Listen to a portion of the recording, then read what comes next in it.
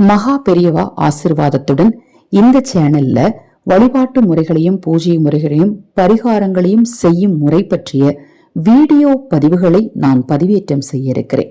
இந்த சேனலை சப்ஸ்கிரைப் பண்ணிக்கோங்க. வாழ்க்கையில நினைத்த காரியங்கள் கைகூட, கடன் தீர, பிரச்சனைகள் தீர நிறைய பரிகாரங்கள் தொடர்ந்து வர இருக்கு. இப்ப நினைத்தது நடக்க குலதெய்வத்தை நினைத்து நாம செய்ய வேண்டிய ஒரு பரிகாரம் தான் பார்க்க போறோம். அதற்கு தேவையான பொருள் என்னன்னா, குண்டு மஞ்சள் அல்லது விரலி மஞ்சள். செய்ய வேண்டிய நேரம் பிரம்ம முகூர்த்த நேரம்.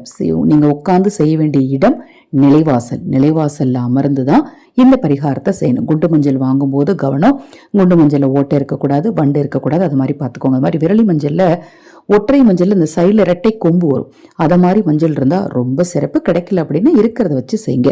நிலைவாசல்ல பிரம்மமுகூர்த்த நேரத்துல ஒரு நெய் தீபத்தை ஏற்றி வச்சுட்டு நிலைவாசலுடைய முதல் படியில அந்த நெய் தீபத்துக்கு பக்கத்துல தீபத்தை பார்த்தவாறு அமர்ந்து மஞ்சளை கையில வச்சு டைட்டா பிடிச்சுக்கிட்டு மனதார வேண்டிக்கோங்க.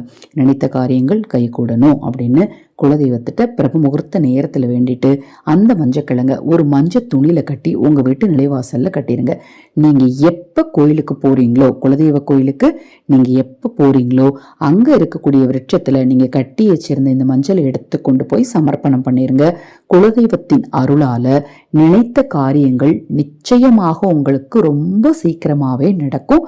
நம்பிக்கையோடு செய்யுங்க. மகா பெரியவா ஆசிர்வாதம் உங்களுக்கும் உங்கள் குடும்பத்தாருக்கும் நிச்சயமாக கிடைக்கும். நல்லதே நடக்கும்.